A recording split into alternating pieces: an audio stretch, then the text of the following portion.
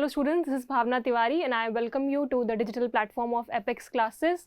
तो हम लोगों ने लास्ट क्लास में हमारा चैप्टर हमने ख़त्म कर दिया. लास्ट क्लास में हमने कुछ क्वेश्चंस किए थे. आज की क्लास में हम उन क्वेश्चंस को आगे कंटिन्यू करते, थोड़े कुछ ट्रिकी क्वेश्चन, कुछ ऐसे क्वेश्चंस जो जहाँ शायद आप कंफ्यूज हो जाओ, इस तरह क्वेश्चंस मैंने सेलेक्ट किए हैं. एक तरह से क्विज है आपके लिए. ऑलराइट, सो हम लोगों ने चैप्टर तो पूरा ख़त्म कर दिया है. हमने दो पार्ट्स थे चैप्टर के. पहला एटॉमिक थ्योरी, जहाँ स्ट्रक्चर ऑफ एटम की थ्योरीज हमने पढ़ी थी, अलग अलग साइंटिस्ट के थ्योरीज थी, उनकी लिमिटेशंस पढ़ी थी. फिर सेकंड पार्ट में हम लोगों ने देखा था आपका पीरियोडिक क्लासिफिकेशन, एलिमेंट्स को कैसे अलग अलग साइंटिस्ट ने क्लासीफाई किया था. और एट प्रेजेंट हम लोग पढ़ रहे हैं मॉडर्न पीरियोडिक टेबल. उससे हम लोग एलिमेंट्स को उसमें उस टेबल से हम लोग एलिमेंट्स की स्टडी करते हैं और उसके अंदर क्या ट्रेंड्स हैं, ठीक है, प्रॉपर्टीज़ कैसे चेंज हो रही हैं on moving along the group और मूविंग अलोंग द पीरियड, ये हम लोगों ने देखा था. क्वेश्चंस लास्ट क्लास में कुछ हम लोगों ने देखे थे. उन्हीं क्वेश्चंस को आगे कंटिन्यू करते हुए कुछ और क्वेश्चंस यहाँ पर हैं जो आपको शायद थोड़े ट्रिकी लगेंगे, पर आई थिंक आपको, अगर आपको चैप्टर क्लियर है तो आपको क्वेश्चंस पूरे कर पाओगे. तो शुरू करते हैं हम लोग हमारे questions. Let's move on to the first question. So your first question is number of periods and groups in the modern periodic table are. Easy one. Modern periodic table के अंदर group कितने हैं और period कितने हैं? Option A is your 7 and 18, option B is your 9 and 18, option C is your 9, 7 and 20, and option D is 9 and 20. What is the number of period and number of group in the modern periodic table? I hope ये सबको पता होगा, ये सबसे easy one है. There are 7 periods and 18 groups. 7 periods थे. Horizontal जो rows थी आपकी वो कितनी थी? 7 थी. और जो वर्टिकल कॉलम्स हैं वो आपके कितने थे? 18 थे. Alright, easy one. Now let's move on to the next question. In short period the number of elements are. अब पीरियड्स को भी हम लोगों ने डिवाइड किया था, ठीक है. Very short period, long period, very long period, ठीक है. तो शॉर्ट पीरियड के अंदर कितने एलिमेंट्स थे मैंने आपको लिख के बताए थे. वेरी शॉर्ट में इतने हैं, शॉर्ट पीरियड में इतने हैं, लॉन्ग पीरियड में इतने हैं और वेरी लॉन्ग पीरियड में इतने हैं. शॉर्ट पीरियड के अंदर the number of elements in the short period are. Option A is your 2, option B is your 8, option C is 18 and option D is your 32. How many elements were there in the short period? I hope ये सबको पता है. The number of elements in the short period were 8. So there were basically 4 types of periods.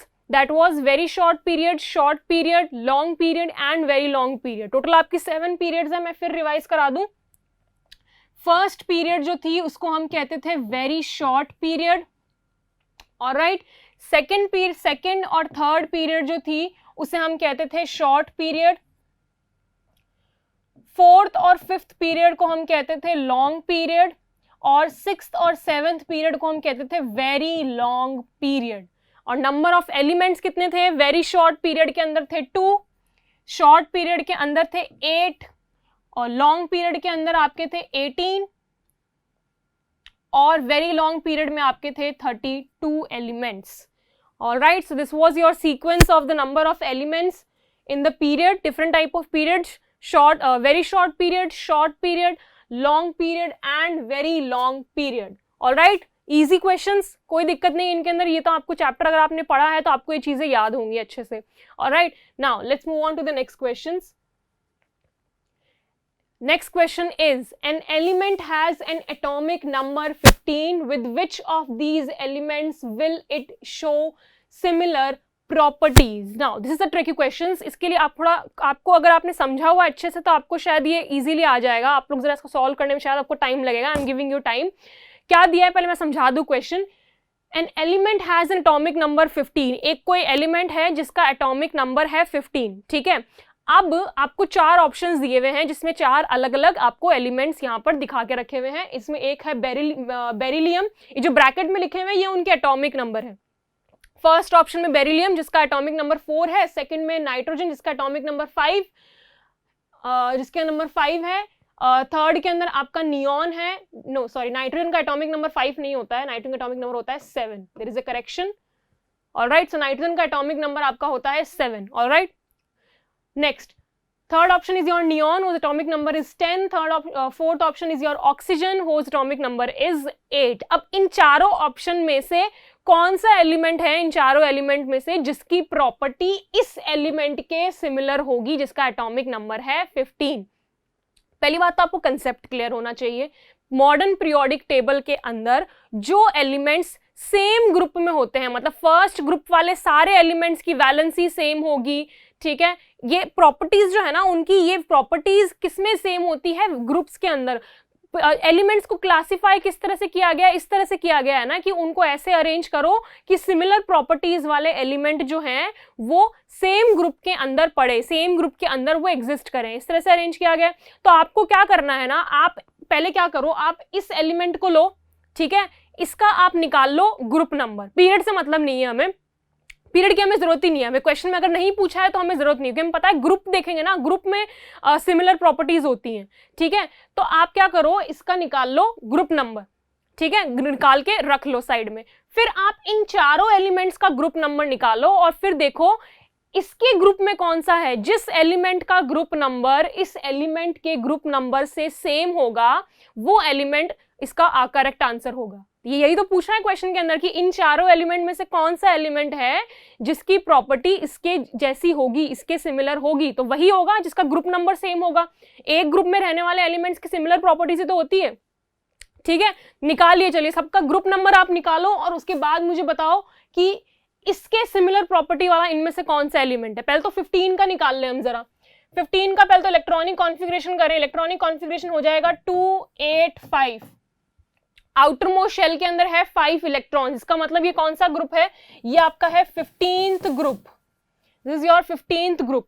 Alright, अब इनमें से कौन सा element है, इनमें से आप चेक करो कौन सा एलिमेंट है जो इसकी तरह 15th ग्रुप के अंदर प्रेजेंट हो। बेरिलियम एटॉमिक नंबर 4 22, ये तो सेकंड ग्रुप है, कैंसल नहीं है।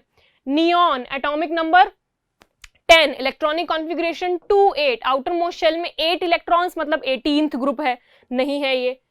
Nitrogen atomic number 7, electronic configuration 25, इसके आउटर मोस्ट शेल में भी 5 इलेक्ट्रॉन्स, इसके आउटर मोस्ट शेल में भी 5 इलेक्ट्रॉन्स, सेम वैलेंसी वाले, मतलब ये एलिमेंट है वो जिसकी इस वाले से सिमिलर प्रॉपर्टीज होगी। फिर भी लास्ट वाले का भी चेक कर लेते हैं। ऑक्सीजन का atomic number 8, that is 26, it lies in the 16th group.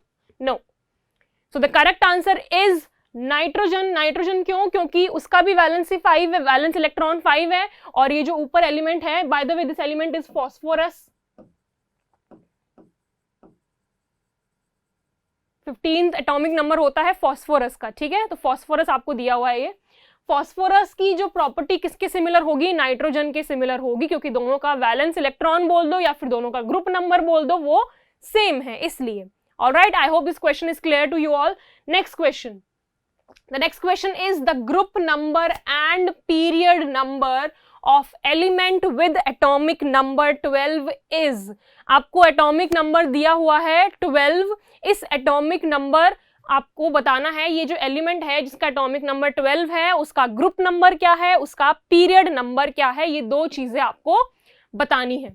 All right, I hope ये सबको करना आता है। आपको क्या करना है? इलेक्ट्रॉनिक कॉन्फ़िगरेशन करना। उसमें मैंने बताया है कि इलेक्ट्रॉनिक कॉन्फ़िगरेशन को देखकर आप कैसे बताओगे कि इसका ग्रुप नंबर क्या है और पीरियड नंबर क्या है। So you are given with the atomic number 12, do the electronic configuration and tell me the group number and period number.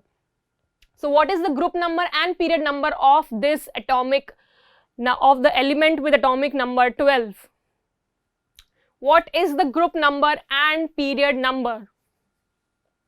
I hope सबने कर लिया है 12. तो आपको क्या करना है? इसका इलेक्ट्रॉनिक कॉन्फ़िगरेशन करना है. So you have to do the electronic configuration. 12 means the electronic configuration would be 282. Now find out the group and period number from the electronic configuration. So I can see that there are 3 orbits present. अगर इसके अंदर 3 orbit है, इसका मतलब इसका पहले group बोला है तो ग्रुप निकालते हैं, ठीक है. आउटर मोस्ट शेल के अंदर 2 इलेक्ट्रॉन्स हैं. अगर 2 इलेक्ट्रॉन्स हैं तो आपका ग्रुप हो गया सेकेंड ग्रुप.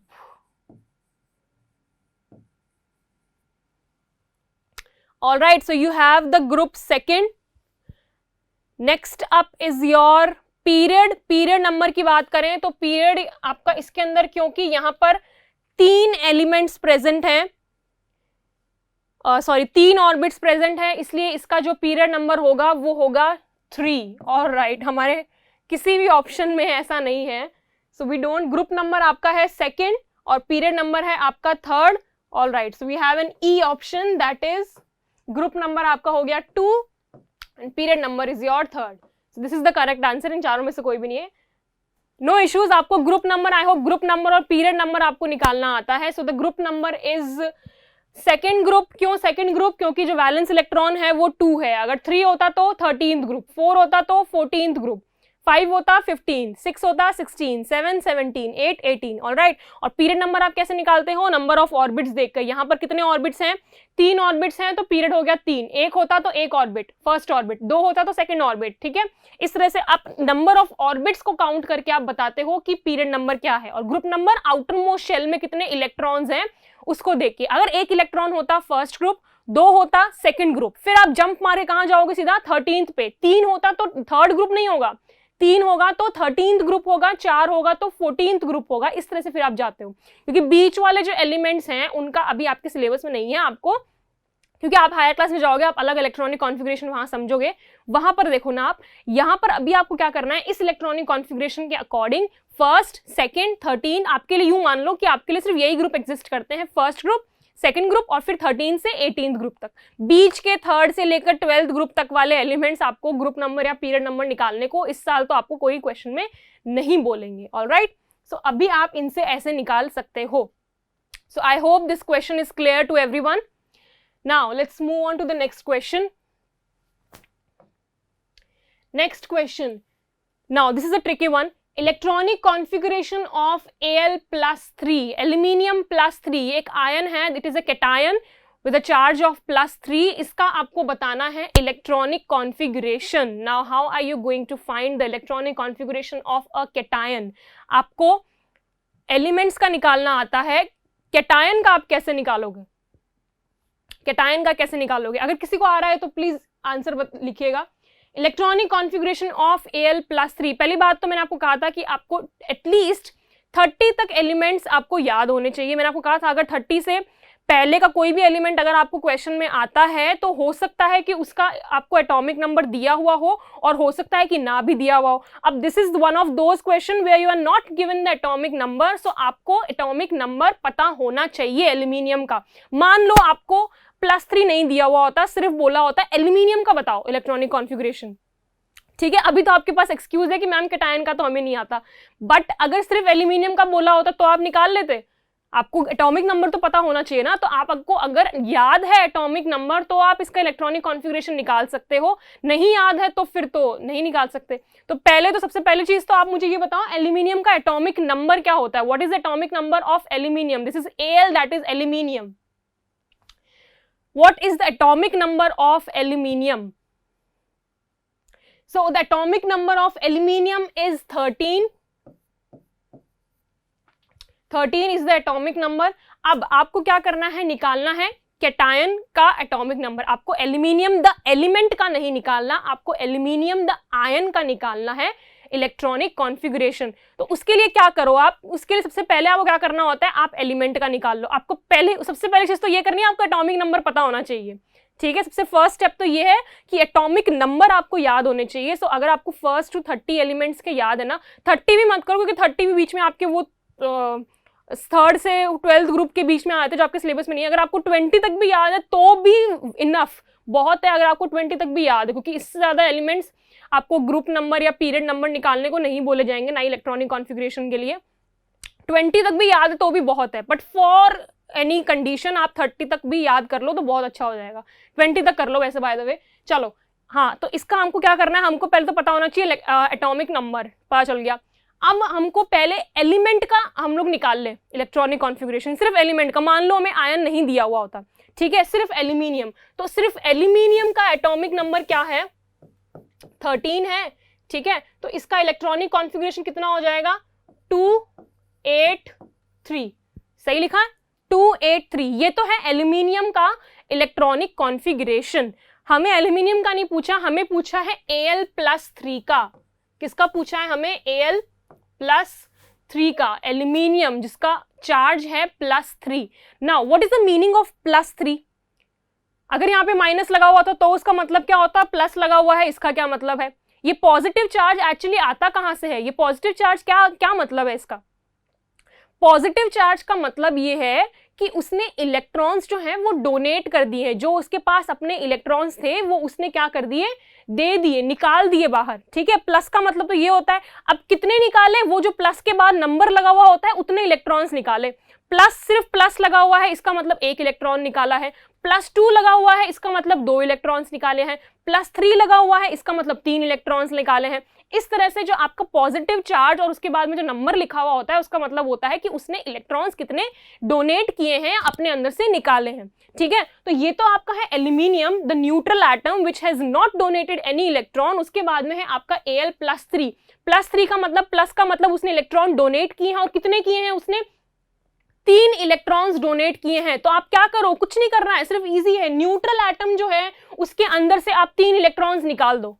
अब 3 इलेक्ट्रॉन्स निकालने का मतलब ये नहीं है कि आप बीच वाले से निकाल दो, 8 को 5 कर दो, आप नहीं, कहां से निकालते हैं, द आउटर मोस्ट शेल से आपके इलेक्ट्रॉन्स जो हैं वो निकलने चाहिए। तो कितने इलेक्ट्रॉन्स निकालने हैं, हम लोगों को निकालने हैं 3 इलेक्ट्रॉन्स। तो ये 3 इलेक्ट्रॉन्स बाहर वाले जो हैं ये तो निकल गए, बचा क्या आपके पास में, बचा 2 8। So the electronic configuration of Al+3 is 2 8। All right, इसी तरह से अगर आपको ये दे दिया जाता Na+ का निकालो, और क्वेश्चन यहीं पर और डाल देती हूं मैं, निकालिए इसका इलेक्ट्रॉनिक कॉन्फ़िगरेशन निकालिए। तो फर्स्ट चीज तो आपको पता होना चाहिए इसका इलेक्ट्रॉनिक कॉन्फ़िगरेशन। कितने लोगों को पता है, जरा चेक कर लेते हैं अभी। ऑल राइट, किसका निकालना है आपको, एक आपको निकालना है सोडियम, एक आप निकालो Ca+2 का, इन दोनों का निकालना है। सेम मेथड से निकालना है आपको। पहले आप न्यूट्रल एटम का निकाल लो इलेक्ट्रॉनिक कॉन्फ़िगरेशन, फिर जितना चार्ज है, जैसे फॉर एग्जांपल सोडियम में सिर्फ प्लस लगा हुआ है तो 1 इलेक्ट्रॉन कम कर देना न्यूट्रल वाले से, इसमें +2 है तो 2 इलेक्ट्रॉन कम कर देना न्यूट्रल वाले से। तो पहले न्यूट्रल का निकाल लो, फिर खाली इलेक्ट्रॉन कम कर दो जितना चार्ज लगा हुआ है। ठीक है, ऑल राइट, पहले तो एटॉमिक नंबर पता होना चाहिए। सोडियम का एटॉमिक नंबर है 11। अगर नहीं याद है आपको, अभी तक आपने याद नहीं किया है, तो मैं एटॉमिक नंबर लिख देती हूँ, फिर आप करो जरा। और इसका होता है 20, कैल्शियम का आपका होता है 20। ठीक है, नाउ नेक्स्ट, सोडियम का इलेक्ट्रॉनिक न्यूट्रल एटम का होता है 281। ये तो आपका है न्यूट्रल एटम का। 1 इलेक्ट्रॉन निकाल दोगे तो क्या बन जाएगा, 1 इलेक्ट्रॉन हमने क्या कर दिया, निकाल दिया, आपके पास में बच गया 2 8। So this is the electronic configuration of sodium plus ion. All right. Same goes for calcium. Calcium के लिए क्या करो, पहले आप न्यूट्रल एटम का निकाल लो, 2 8 8 2। ठीक है, अब क्या करना है, +2 चार्ज है, ये तो न्यूट्रल का है, और कैल्शियम +2 के अंदर 2 इलेक्ट्रॉन आपको निकालने पड़ेंगे। तो जब आपने 2 इलेक्ट्रॉन्स को डोनेट कर दिया, निकाल दिया, तो आपके पास में बचा 2 8 8। So this is your electronic configuration of calcium +2। इस तरह से आपको करना है न्यूट्रल एटम से। अच्छा, सेम आपको नेगेटिव भी दे सकता था, वो नेगेटिव में कैसे दे देता,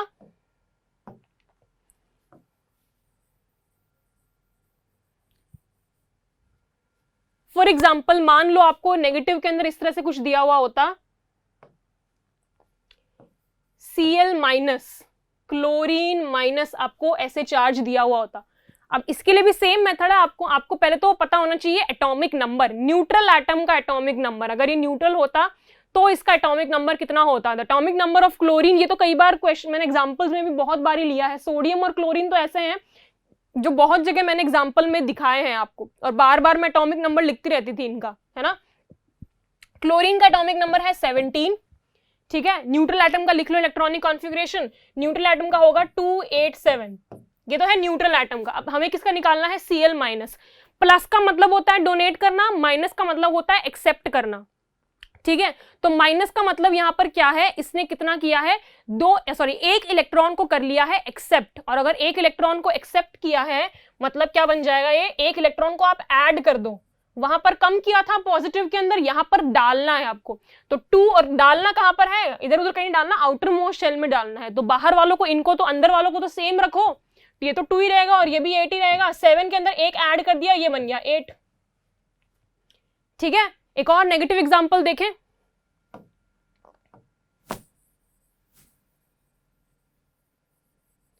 एक और नेगेटिव एग्जांपल मैं ले रही हूं, O-2, इसका निकालिए अब आप। O-2 का इलेक्ट्रॉनिक कॉन्फ़िगरेशन, ऑक्सीजन के ऊपर चार्ज है -2, इसका इलेक्ट्रॉनिक कॉन्फ़िगरेशन कितना होगा? The electronic configuration of the ion O-2 is what? Now पता होना चाहिए आपको इलेक्ट्रॉनिक कॉन्फ़िगरेशन। इलेक्ट्रॉनिक कॉन्फ़िगरेशन पता करने के लिए आपको पता होना चाहिए atomic number. So the atomic number of oxygen is 8।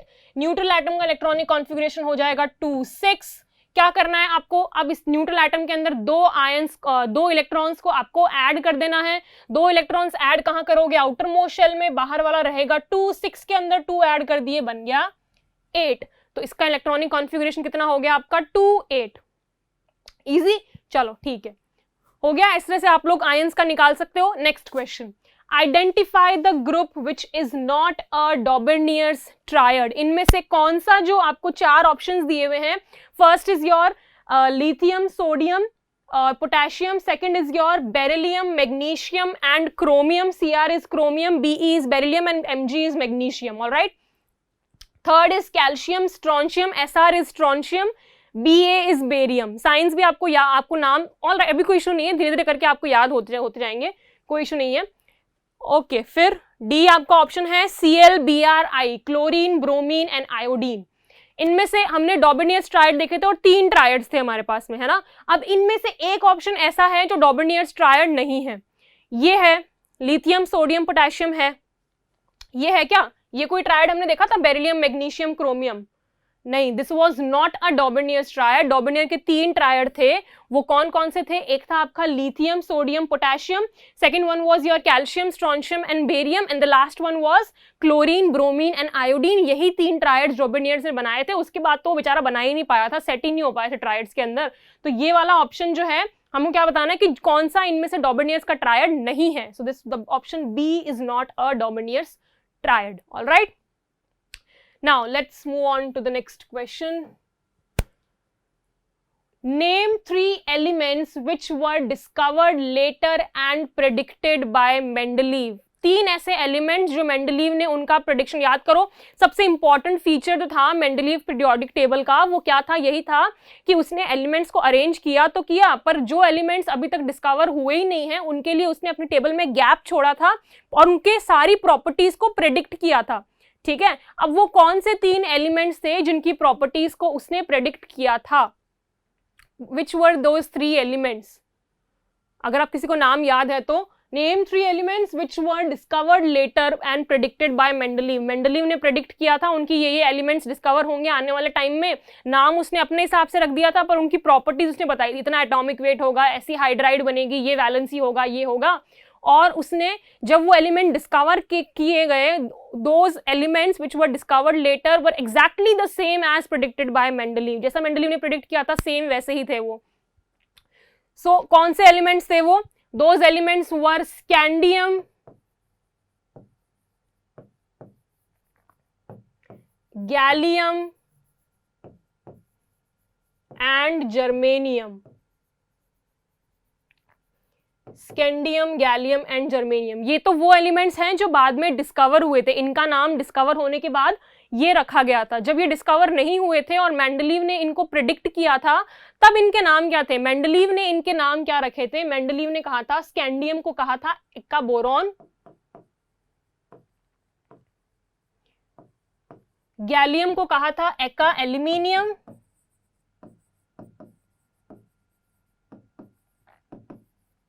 और जर्मेनियम को कहा था Ekka silicon. Ekka boron, Ekka aluminium and Ekka silicon. Scandium, gallium and germanium, these were the 3 elements which were discovered and later and predicted by Mendeleev.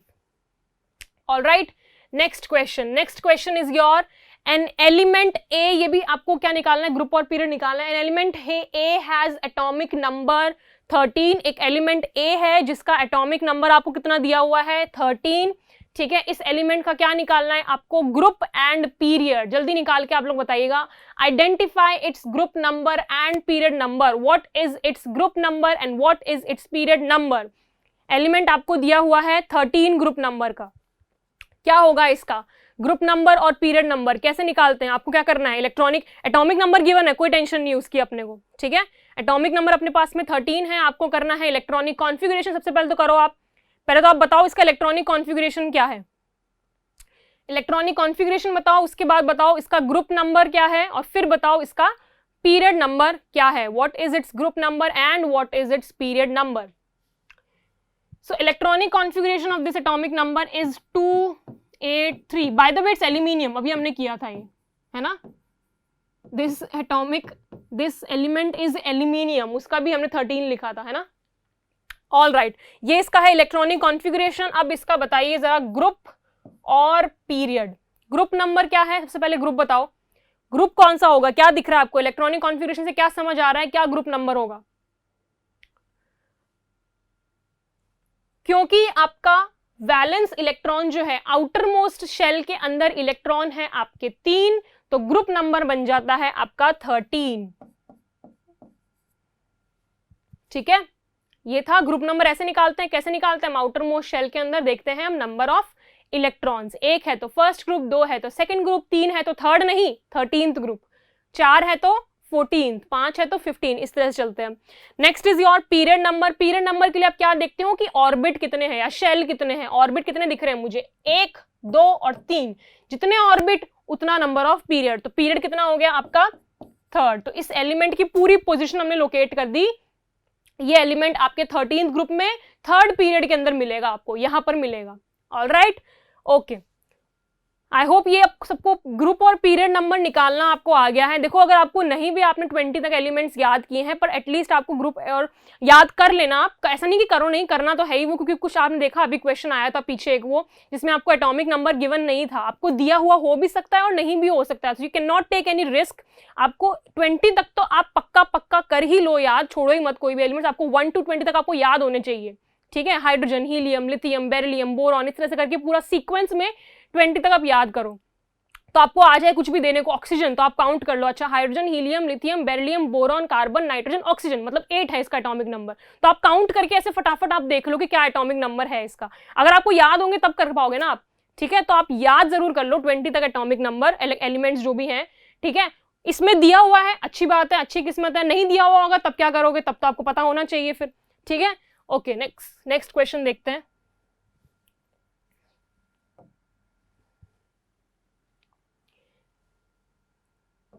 Next question is your, an element X belong to group 17 and element Y belong to group 1. Now this is a good question.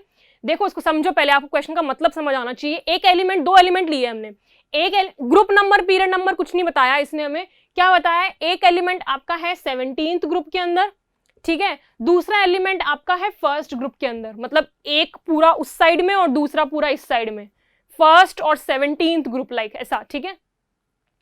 Which type of bond will be formed between them? अब ये बताओ जरा, एक element यहां एकदम first group वाला, अब देखो 18th ग्रुप वालों को तो आप भूल जाओ, 18th ग्रुप वाले एलिमेंट्स आपको पता ही है वो इनर्ट गैसेस हैं, वो तो रिएक्ट करते ही नहीं है किसी के साथ, वो कोई बॉन्ड कुछ फॉर्म नहीं करवाएंगे, हम स्टेबल है, हमें किसी से कोई बॉन्ड बनाने की जरूरत नहीं है। सो बचा एकदम मतलब एक्सट्रीम एंड्स पर लेकर गए हैं, एक फर्स्ट ग्रुप वाला एलिमेंट है और एक आपका 17th ग्रुप वाला है। अब ऐसे एलिमेंट्स जो हैं वो कौन सा बॉन्ड बनाएंगे, 2 बॉन्ड से जानते हैं फिलहाल तक तो हम, या तो आयोनिक बॉन्ड बनाएंगे या कोवेलेंट बॉन्ड बनाएंगे, ठीक है, इनमें से कोई बना सकता है। अब आप बताओ दोनों में से कौन सा बॉन्ड बनेगा, एक एलिमेंट, कोई एग्जांपल चलो ले लो, फर्स्ट एलिमेंट का मैंने लिया है सोडियम, अब आपको शायद याद आ जाए, और 17th ग्रुप का मैं ले रही हूं क्लोरीन, ये एग्जाम्पल मैंने लिया था NaCl, और ये वही एग्जाम्पल है, एक एलिमेंट है फर्स्ट ग्रुप का और दूसरा एलिमेंट है 17th ग्रुप का, sodium is from the first group and chlorine is from the 17th group. कौन सा बॉन्ड फॉर्म हो रहा है इन दोनों के बीच में, इन दोनों के बीच में बॉन्ड फॉर्म हो रहा है आयोनिक बॉन्ड। नाउ अब ऐसे तो एक्सप्लेन नहीं करेंगे हम कि हमने एग्जाम्पल लिया था और उसके अंदर ऐसा निकल कर आया था, एक लॉजिक प्रॉपर देना पड़ेगा। फर्स्ट एलिमेंट और 17th एलिमेंट वाले जो है 17th ग्रुप वाले एलिमेंट्स वो आयोनिक बॉन्ड फॉर्म करते हैं, क्यों करते हैं अब ये बताओ जरा, क्यों इसलिए करते हैं। देखो ये तो NaCl तो मैंने लिया एक एग्जाम्पल, ठीक है, आपको एग्जाम्पल पता होना चाहिए ऐसे। देखो फर्स्ट ग्रुप वाले जितने भी एलिमेंट्स हैं, ठीक है, उनके आउटर मोस्ट शेल में, आपको पता है ग्रुप का मतलब क्या होता है, ग्रुप का मतलब ये फर्स्ट ग्रुप के जितने भी एलिमेंट्स होंगे उनके आउटर मोस्ट शेल में होगा एक इलेक्ट्रॉन, ठीक है, और 17th ग्रुप वाले एलिमेंट जो है उनके आउटर मोस्ट शेल में होगा 7 इलेक्ट्रॉन्स, है ना। अब देखो दोनों ग्रुप को आप कंपेयर करो, फर्स्ट ग्रुप का जो एलिमेंट है वो अपने आप को स्टेबल करने के लिए एक इलेक्ट्रॉन देना चाहता है, जितने भी एलिमेंट्स होंगे फर्स्ट ग्रुप के यही करेंगे क्योंकि सबके आउटर मोस्ट शेल में एक इलेक्ट्रॉन है। अब उनको स्टेबल होने के लिए क्या करेंगे, वो एक इलेक्ट्रॉन निकालना पसंद करेंगे वो, है ना, और 17 ग्रुप वाले एलिमेंट्स जो हैं एक इलेक्ट्रॉन लेना पसंद करेंगे। तो एक इलेक्ट्रॉन देना चाहता है और दूसरा लेना चाहता है, तो जब इलेक्ट्रॉन का ट्रांसफर जहां पर भी पॉसिबल होगा वहां पर आपका आयोनिक बॉन्ड ही बनेगा। क्यों? क्योंकि यहां पर ये जो है ये इलेक्ट्रॉन को डोनेट करना चाहता है, फर्स्ट ग्रुप के जितने भी एलिमेंट्स हैं, और 17th ग्रुप के, ये 17th ग्रुप वाले हैं, 17th ग्रुप वालों में 7 इलेक्ट्रॉन्स होते हैं आउटर मोस्ट शेल में, ये क्या करेंगे, ये एक इलेक्ट्रॉन को एक्सेप्ट करना चाहते हैं।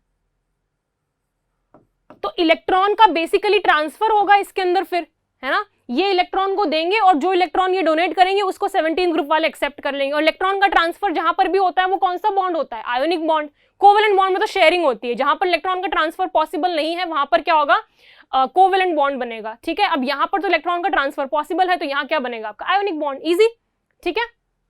ऐसे आपको लॉजिक लगा के बताना है। नाउ नेक्स्ट लास्ट क्वेश्चन है ये आपका, how does the tendency to lose electron change along the period. ना जो हमने प्रॉपर्टीज लिखी थी ना, सारी ट्रेंड्स लिखे थे, उसके अंदर हमने ट्रेंड समझे थे बहुत सारे, हम लोगों ने एटॉमिक रेडियस देखा था, हमने electron gain enthalpy, ionisation enthalpy और क्या क्या पता नहीं, इलेक्ट्रॉन नेगेटिविटी, ठीक है, ये सब हमने देखा था।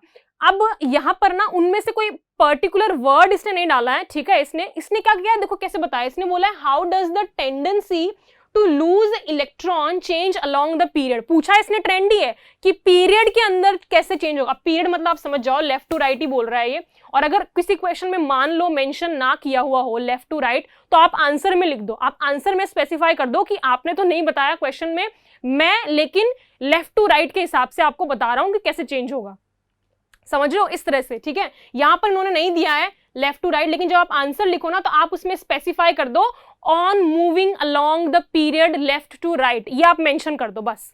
फिर आप बता दो कि लेफ्ट टू राइट जाने पर कैसे आपकी प्रॉपर्टी चेंज हो रही है। अब प्रॉपर्टी नहीं पता मैम ये कौन सी आगे, टेंडेंसी टू लूज इलेक्ट्रॉन, हमने तो पढ़ा था एटॉमिक रेडियस, हमने तो इलेक्ट्रॉन गेन एंथैल्पी पढ़ा था, हमने तो मेटेलिक प्रॉपर्टीज पढ़ी थी, ऐसा तो कुछ नाम नहीं था बेटा, नाम नहीं था, पर उन्हीं प्रॉपर्टीज के अंदर ये चीज आई थी ना, ये वाली। क्या बोला है, how does the tendency to lose electron, electron को देने की टेंडेंसी कैसे चेंज होती है पीरियड के अंदर। तो आपको हमने ये जो चीज है ना, ये इनडायरेक्टली हमने भले ही अलग से प्रॉपर्टी ना पढ़ी हुई है, पर इनडायरेक्टली ये कितनी बार कितनी प्रॉपर्टीज के अंदर ये चीज आई है। सबसे पहले हमने देखा आयोनाइजेशन एंथैल्पी में, हमने क्या कहा था, आयोनाइजेशन एंथैल्पी होती है the energy required to remove an electron, एक इलेक्ट्रॉन को निकालने के लिए जितनी एनर्जी चाहिए, है ना। तो हमने क्या कहा था, पीरियड में लेफ्ट टू राइट जब हम मूव करेंगे, ठीक है, तो क्या होगा, आपके जो नंबर ऑफ इलेक्ट्रॉन्स हैं वो बढ़ते जाएंगे। शेल सेम है, शेल वही है, ठीक है। अगर थर्ड पीरियड की बात करूं, थर्ड पीरियड में सारे शेल जो होंगे वो 3 ही होंगे, लेकिन इलेक्ट्रॉन्स तो बढ़ते जा रहे हैं, ठीक है। इलेक्ट्रॉन्स बढ़ने का मतलब क्या है, फोर्स बढ़ता जा रहा है, बढ़ता जा रहा है, बढ़ता जा रहा है। अब अगर फोर्स बढ़ता जा रहा है तो इलेक्ट्रॉन निकालना पॉसिबल नहीं है, ठीक है। इलेक्ट्रॉन को एक्सेप्ट करना ईजी हो सकता है, शायद इतना सुनने के बाद आंसर पता चल गया होगा अभी तक आपको। पीरियड के अंदर जब हम मूव करेंगे लेफ्ट टू राइट, क्योंकि न्यूक्लियस और इलेक्ट्रॉन के बीच का फोर्स बढ़ता जा रहा है, बढ़ता जा रहा है, इलेक्ट्रॉन को निकालना पॉसिबल नहीं है। अब इलेक्ट्रॉन को एक्सेप्ट कर सकते हैं, क्योंकि फोर्स बढ़ रहा है तो उस फोर्स में इलेक्ट्रॉन आ सकते हैं, इतना फोर्स है कि वो इलेक्ट्रॉन को अट्रैक्ट कर लेंगे, ठीक है। लेकिन अंदर जो इलेक्ट्रॉन है जो फोर्स में बंधा हुआ है उसको निकालना पॉसिबल नहीं है अब, ठीक है। तो ऑन मूविंग, या तो आप उन प्रॉपर्टीज को याद करके वैसे देख लो कि अच्छा हाँ ऐसे ऐसे बताया था मैम ने, या फिर आप लॉजिकली ऐसे भी देखो without looking at those properties, आप सिर्फ ये देखो कि अच्छा ये तो हमें पता है कि पीरियड में जैसे जैसे हम मूव कर रहे हैं आपके नंबर ऑफ इलेक्ट्रॉन्स बढ़ रहे हैं। नंबर ऑफ इलेक्ट्रॉन्स बढ़ने का मतलब ये है कि जो फोर्स है न्यूक्लियस और इलेक्ट्रॉन के बीच में, वो फोर्स जो है वो बढ़ता जा रहा है। अब उस फोर्स की वजह से इलेक्ट्रॉन अट्रैक्ट होकर अंदर आ सकते हैं, लेकिन जो अंदर इलेक्ट्रॉन्स हैं वो बाहर नहीं जा सकते उस फोर्स को तोड़ के। It is impossible for them to go outside the shell, ठीक है, तो आप क्या कहोगे, लेफ्ट टू राइट मूव करने पे टेंडेंसी टू लूज इलेक्ट्रॉन जो है इंक्रीज करती है, tendency to lose electron increases. ठीक है, ये टेंडेंसी जो है ये आपकी इंक्रीज करती है, जैसे जैसे आप पीरियड में लेफ्ट टू राइट मूव करते जाओगे आपका फोर्स जो है बढ़ता जा रहा है। तो अब हम इलेक्ट्रॉन को ले सकते हैं, oh sorry it is lose electron, electron को लेने की प्रॉपर्टी बताई गई है, मैं इलेक्ट्रॉन को एक्सेप्ट करने की प्रॉपर्टी देख रही हूं। Tendency to lose electron it is,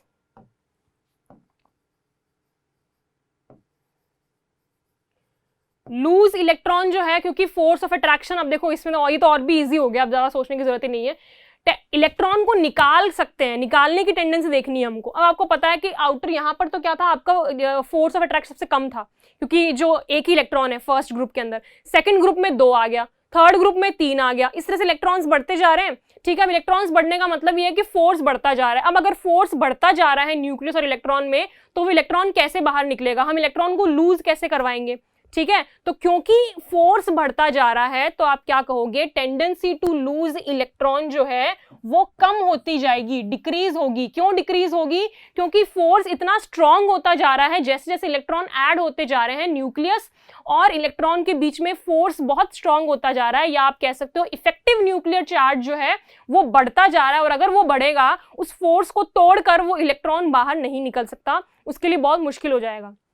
starting वाले में निकल सकता है, ठीक है, जैसे जैसे आप आगे बढ़ोगे वैसे वैसे फोर्स बढ़ रहा है, तो इलेक्ट्रॉन निकालना बहुत मुश्किल है, लूज करना बहुत मुश्किल है। तो टेंडेंसी टू लूज इलेक्ट्रॉन जो है वो डिक्रीज होती जाएगी, होती जाएगी, होती जाएगी। All right, so I hope आपको ये सारे क्वेश्चंस जो मैंने आज डिस्कस किए, ये सारे के सारे क्वेश्चंस आपको क्लियर हो गए हो, आपको समझ में आ गए हो। सो this is all for today students and this is all for this chapter. हम लोगों ने चैप्टर अच्छे से कंप्लीट कर लिया है। अगर आपको कोई डाउट इस चैप्टर में अभी भी है तो आप लोग कमेंट सेक्शन में मुझसे पूछ सकते हैं। This is all for today students, thank you very much. Subscribe करें